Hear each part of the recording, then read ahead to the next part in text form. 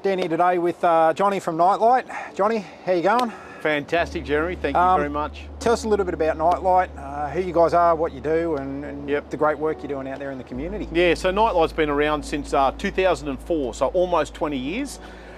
We get out and about helping out the homeless and the disadvantaged. So they might have a roof over their head, but behind closed doors they're not doing too good. So we give out emergency food parcels, and we give out furniture. We can fully fit out a house within 2 to 3 days for those who are escaping domestic violence or just coming off the streets. We do that all for free. We don't sell anything here. It comes in for free. It goes out for free because we believe in supporting our community the best way we can. Unfortunately, there is an increase in homelessness. In the last 2 years, there is one particular car park around here. Last week, there was 41 cars in there of homeless people. Not just individuals, but also families. So we connect them with some of our contacts in crisis accommodation and social housing. So we can get them onto the list and get them as a priority, especially if they've got children, because we can't do that side of things. So we just interact and be able to put them in the right direction. So we are at the coalface. We go out there on a Tuesdays and Thursday nights and give out coffee and have that as an icebreaker of somewhere where we can have a conversation and a chat what we can do. That's great. Yeah, that's great. yeah. And that conversation and chat's so important to people. Absolutely. Feel human. Yeah, yeah, And yeah. gives a bit of value and Yeah. self-belief, which Yeah. is fantastic.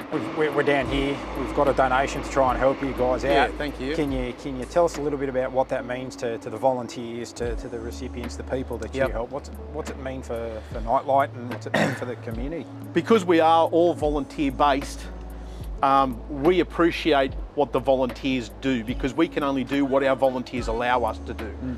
So we help them in any way possible. For example, one of our main volunteers, his gearbox is just about on the out, so we're going to get the gearbox fixed up for him so him and his wife can still get around. But also the people who are coming in weekly who are needing support, that'll allow us to go and replenish the food supplies. It also allows us to go and buy things that aren't donated. So brand new toasters, brand new jugs, brand new microwaves, that kind of thing, because we don't just put something in just because it was donated. If it's no good, if we wouldn't use it, we're not going to give it on. So it enables us the freedom to be able to go and buy a dozen toasters if we're low on toasters. So it allows us the freedom to be able to bless our community even more so each time. We feel very privileged and happy that we can help out in some Yeah. way. So great work that you guys do. Yeah, thank you. Drinks fridge for the volunteers. We've got our food stuff ready to go for the barbecue tonight. In here, we've got pre-cooked frozen meals. So this is the little area where people come and they'll sit down. We'll have a bit of a conversation and chat. We've had about 5 or 6 in here already today. We call this our DV room. When kitchen items come in, they get washed, cleaned, and they get put up on the shelf. Then we've also got bedding, everything down to toilet roll holders. So, and then we've got brand new kids toys for the kids. This is our little kitchen.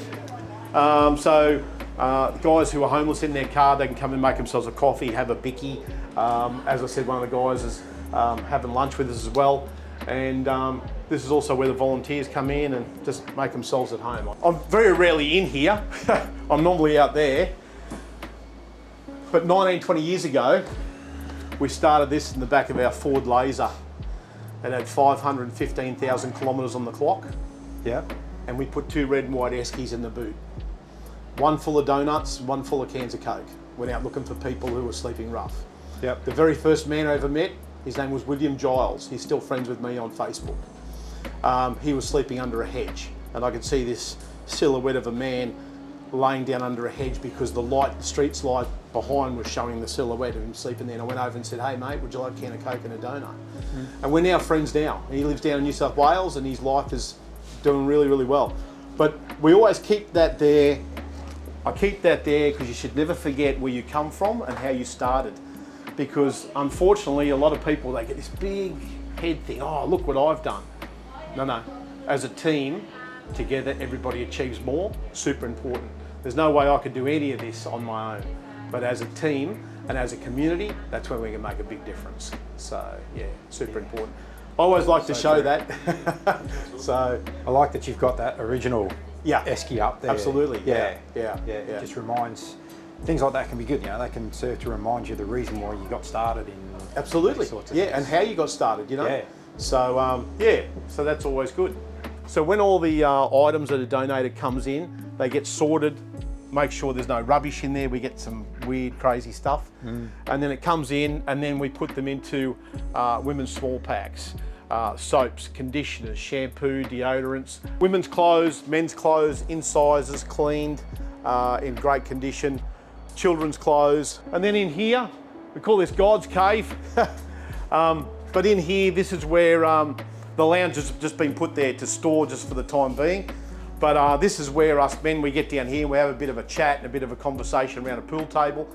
And it's just something where men can sort of feel relaxed. If I sit down on a lounge with them, they're going like, oh, here we go, you know. Where if we're having a game of pool and we're just having a conversation while we're playing pool, it's not as confronting and they can open up a bit easier. So this hydroponic light actually came from one of our guys from about 5 years ago. He's living up in northern Queensland now, but he used to, he was incarcerated because of growing drugs. And he said, oh, you need a light for your pool table. I said, yeah. He said, I might have one that might suit you. So it was 100 watt, plug that in. Now we've got a pool table light straight over the top. So my story was, it used to hang over illegal green. Now it hangs over legal green. So, and so that's top quality English cloth. That was all donated. But it's a good God cave, man cave style setup where you've got the shed like you're sitting in in the shed, and that's where a lot of that conversation can and should happen with blokes. And that's exactly how we wanted it. We get furniture from an organisation called Koala. They're an online furniture company. Yep. So when they sell it online, people might not like the feel or the colour or the size, so they send it back to Koala. Well, they can't sell it because now it's second hand. So what they do is they ring us up, and about every 2 weeks we get a big truck and we bring all the stuff in, and all this can be pulled off and washed. Yep. And we get lounges and dining room suites, and that's why we get it for free, we put it out for free. So we've had this trailer now about probably 10 years. Rolls out like this. Yeah, right. Yeah. So this is what we use every Thursday night, plus any other time when we've got a bit of a thing. So comes out to there, opens up. So we have the cold and the hot there, and then the team gets here. So that was our first van we purchased. We bought that from the RAF base out the back of Ipswich, and that was our very first van. So that's the one we got after our Ford Laser. Right. So, and then we got a little kitchenette. One of my mates, he used to work for Nissan in Springwood, and he says, Johnny, I've just had a ex-Queensland Police paddy wagon come in. Do you reckon you'd like it? And I go, oh yeah, how much? In about half hour, I'll go out with a couple of the boys. We'll go around pubs, clubs and restaurants in the local area. And what we do is we provide a tray to them. Like for example, the Club Beanley, they give us 2 stainless steel trays of roast potatoes tonight. And so what they do is we pick them up, we put them in there, and we have them both completely full. And it stays really hot for around 30 to 36 hours. But we pick them up this afternoon and we serve it out tonight. And and so that's how we do that. And these just pull in and out. They're just strapped down at the moment. And other than that, I can just put stuff in here whenever I need. But being an ex-paddy wagon, it's still got the little flashy units in here. And it's got the bolt things where it used to keep the paddy wagon, the cell in there. Yeah. So sometimes I get a few boys in the back there and they go, oh, this feels familiar. I said, you been in the paddy wagon? They go, yeah. I said, could be the one. So we get fried rice from Far East Chinese. We get Mexican, 2 trays of Mexican from Serrano's Mexican Cantina. We get a tray of beans and a tray of carrots from the senior sits.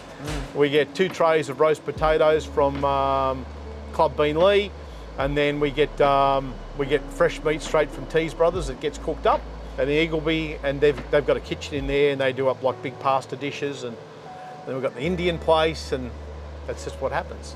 Yeah. You know, and so a lot of people, they want to be involved in the community, which is great because we're the ones who are able to provide the service and see a smile on a person's face. That's it, it's the community. All those examples you gave are all members of the community interacting and working within this space. Absolutely. Within this geographical area. So it's great that they're jumping in and helping out. But we're very thankful to you guys for being able to recognise what we do and be able to provide some financial support. It's amazing. And that's what we wanted to do. Greg, our founder and chairman, he saw the situation with the homelessness. It definitely ain't getting any better. No. And it was, well, how can we help you who are directly impacting and helping the community and those that are in need? So we feel grateful that we're able to help you guys out with the great work that you do. And there's no way we could do what we do if it wasn't for generous people like you guys. That's the reality. So that's brilliant, Johnny. Awesome. Thank you. Thank you, Jeremy. Appreciate that. Best make sure I give you that. It's probably the most important part. Wow. That is amazing. Fantastic. Thanks, Johnny. so much, Jeremy. Really appreciate all you do.